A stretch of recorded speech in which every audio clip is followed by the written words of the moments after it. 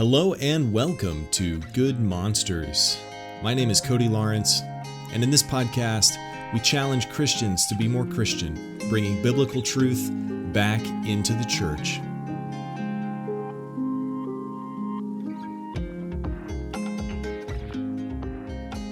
Welcome back to Good Monsters. It's been a while. If you can tell from my voice, I'm a little sick. I have a headache. My back hurts. I'm stuffy. It's some of the worst back pain I've ever felt. And my symptoms are changing almost daily. But I'm going to be okay. It's going to be totally fine. But that is certainly not the point of this podcast. The point of this podcast is to talk about how awesome 2020 was. There's lots of exciting news that I have for you and some encouragement for the new year. First, I'd like to say that, as you've noticed, I'm back. I had a great holiday, a great Christmas and New Year. Man, it was so good. This podcast is going to be a little more free form than the past few have. And I'm just going to talk and give you what's on my mind. I want to start off with the most obvious, seeming negative part of 2020, the thing that made 2020 the worst year in everybody's memory, or so a lot of people say. It's the pandemic. So the pandemic, for me, it started off, well, first, I didn't think it was a big deal. And then currently, I don't think it's a big deal. But in the middle there was definitely a time of not being too sure about if this was horrible and worth locking the country down and destroying thousands of small businesses and wearing masks for a year. But it started off kind of scary. We didn't know how serious it was. But then after that, at least me, I got more comfortable and the country got more comfortable and kind of settled into this habit of not shaking hands, staying 6 feet apart, not going to church on Sundays, wearing masks, and so on. But even though that was definitely a negative thing and a lot of bad things happened because of it, and I'm certainly not downplaying the actual negative effects of the pandemic, like all of the deaths, because certainly it did kill a lot of people, like a lot of the diseases and illnesses that are out there. But 2020 never had a dull moment. I was always at the edge of my seat, wondering what was going to happen next. The stay-at-home orders were extended multiple times where I live. Rules were changed, orders were given, not a single law was put into place to back up any of the mask rulings or any of that. And so a lot of people aren't even sure if they should be following these or not. Excuse me. But with the pandemic, that, a lot of people define 2020 by the pandemic, and it probably should be defined by the pandemic, but it wasn't all bad. Even though bad things certainly did happen, it wasn't all bad. I'm going to get back to the pandemic here in a second, but I want to give you some of the awesome things that happened in my 2020. And also they were challenges. They weren't all good things necessarily, but I think we can turn the bad into good. And I think that's what God does too. God ultimately works out everything, the good and the bad, according to His purposes and His will. And so even the bad things in our life are accomplishing God's will in some way. So I left my home in Washington State in smack dab in the middle of the pandemic. It was like it was like right when stuff started getting locked down.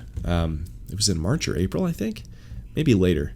I don't know. Anyway, it was right after a lot of people started getting terrified of the pandemic. And I moved from Washington State to be engaged to my best friend, Abby.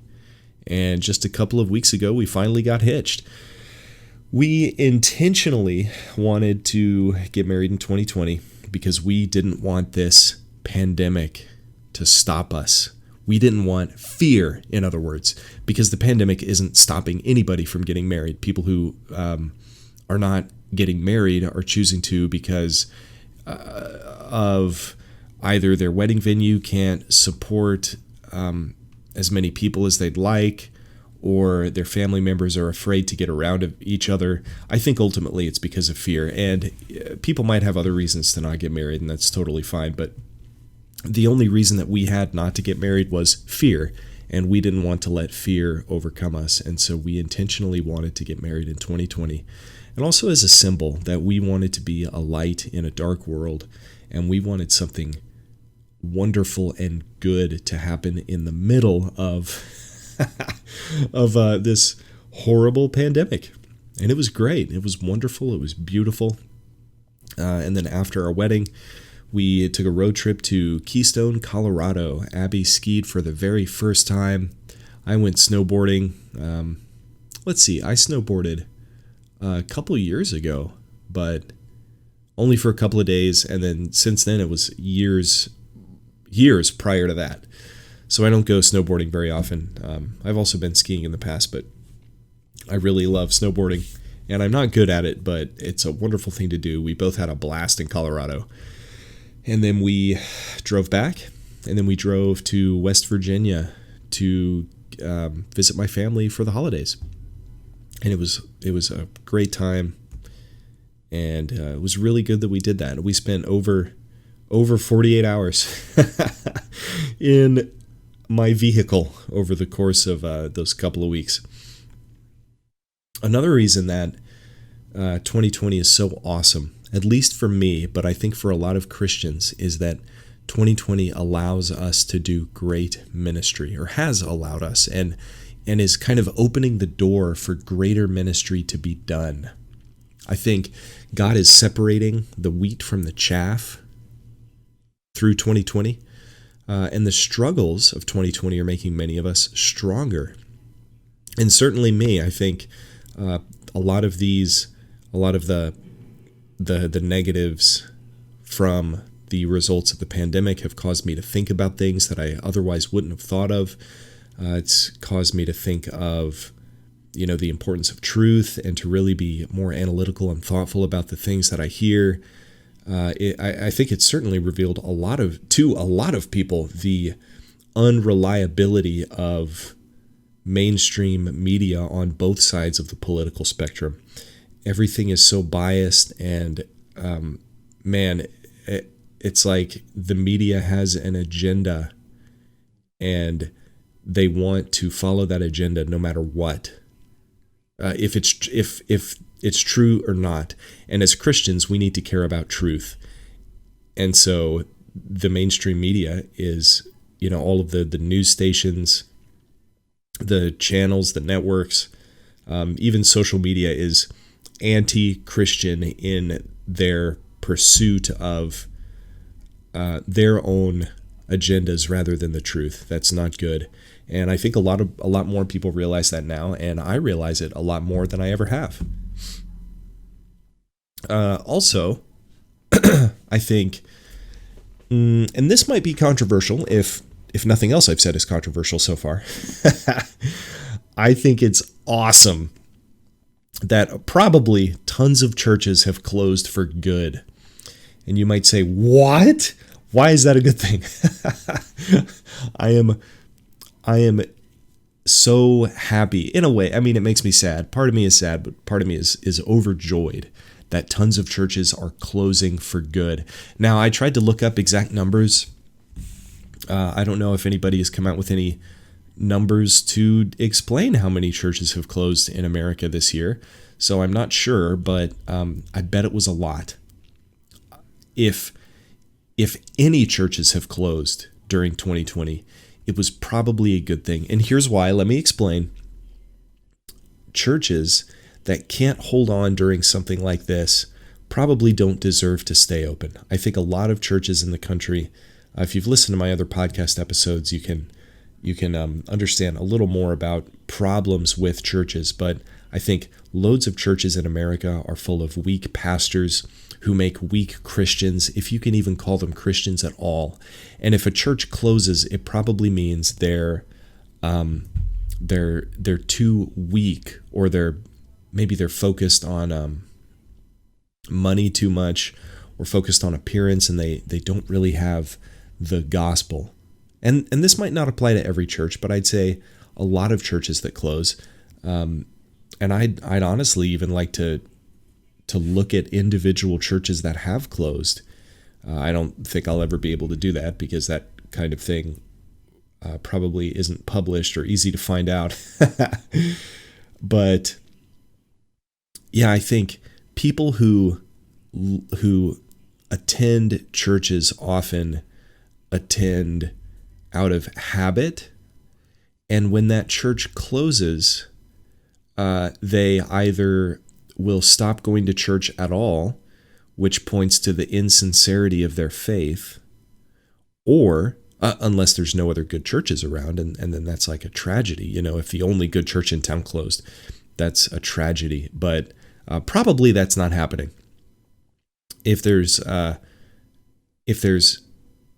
a Christian has sincere faith, they're going to try to plug themselves into another community, or it doesn't mean that the community entirely dissipated from the closed church. They can still meet with their friends, unless they never built any friendships. And then again, that points to the insincerity of their own faith. They're either not going to attend anywhere at all, which means, well, they probably are either a very weak Christian, or they're not a Christian at all. And so what's the point in going to church if you're not a Christian? Or they will get plugged into a hopefully better church that stayed open, which is amazing. That's what needs to happen.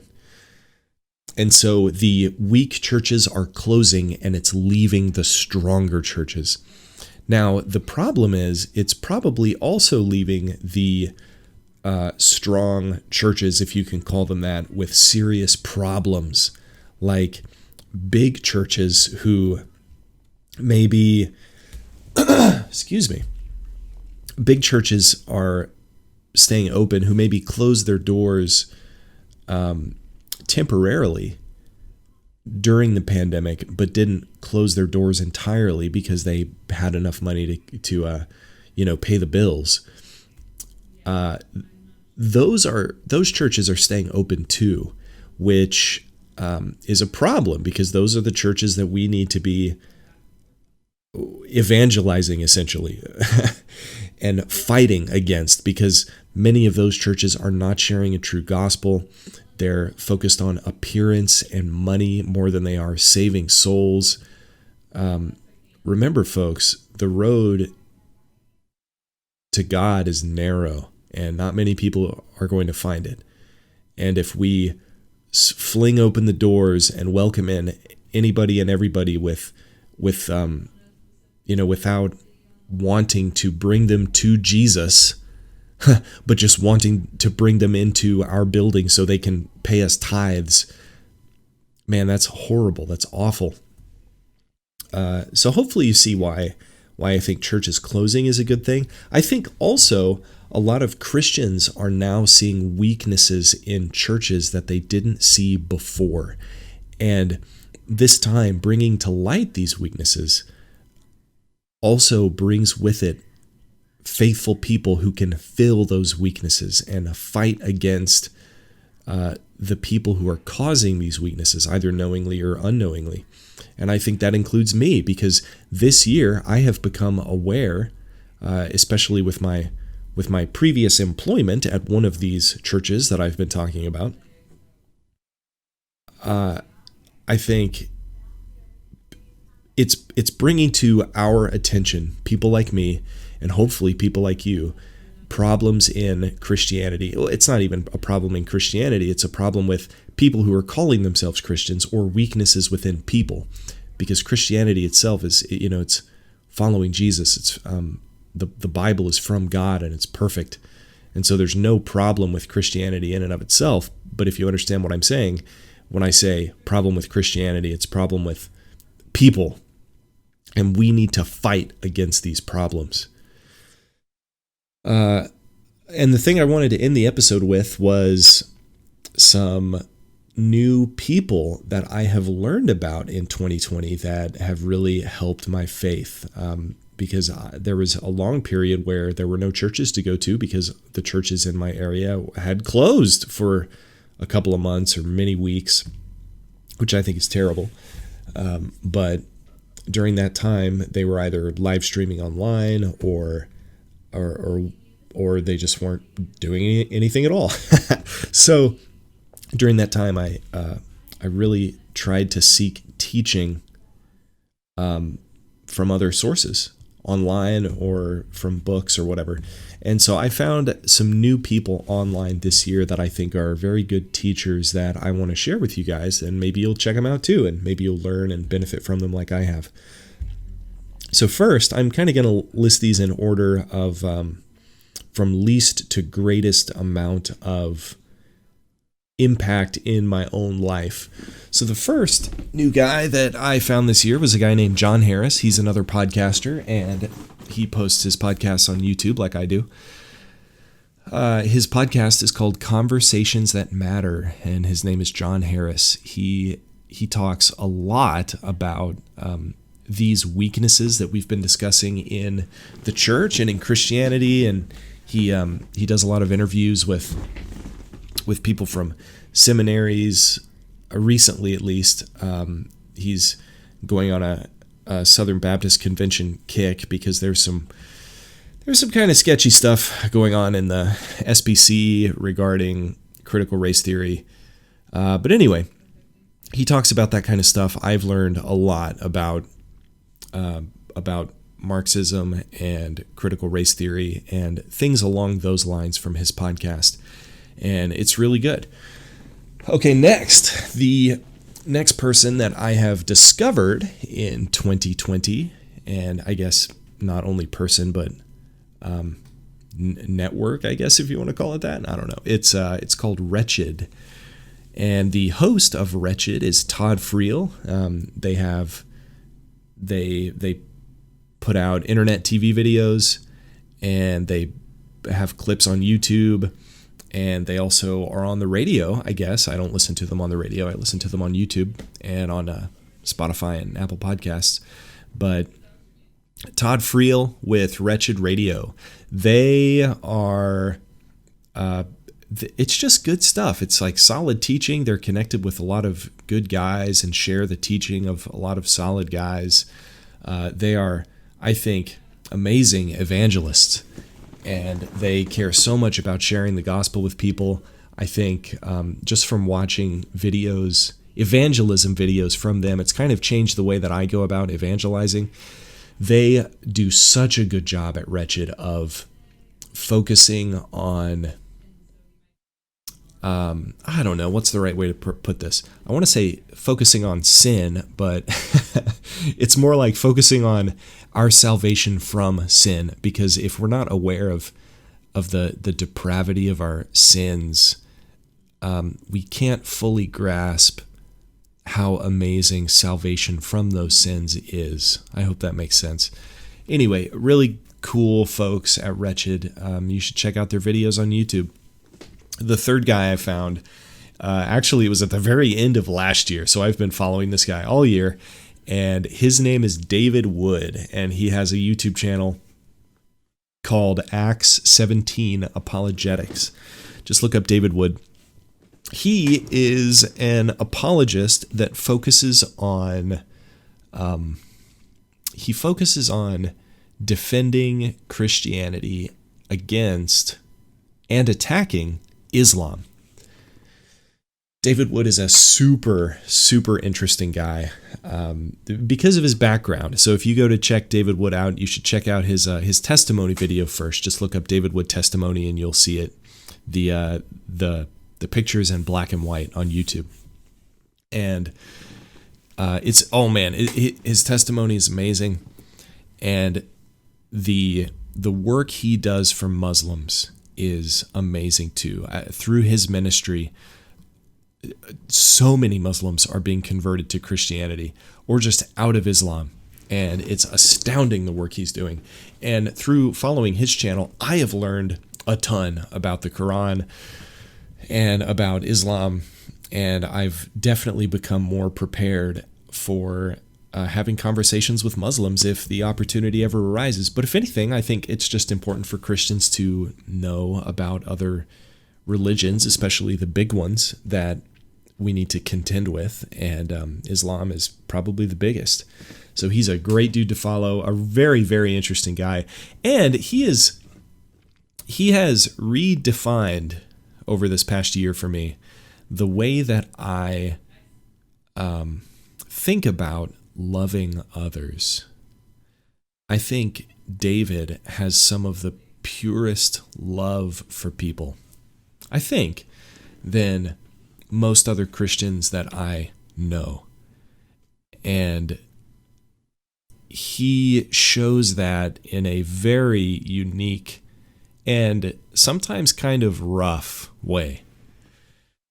And that's all I'll say about David. You should go check him out. He's a really good guy, and he's done a lot for me over this past year. And finally, a guy that I've more recently discovered, but I've probably watched more of his stuff than anybody else's over the past year.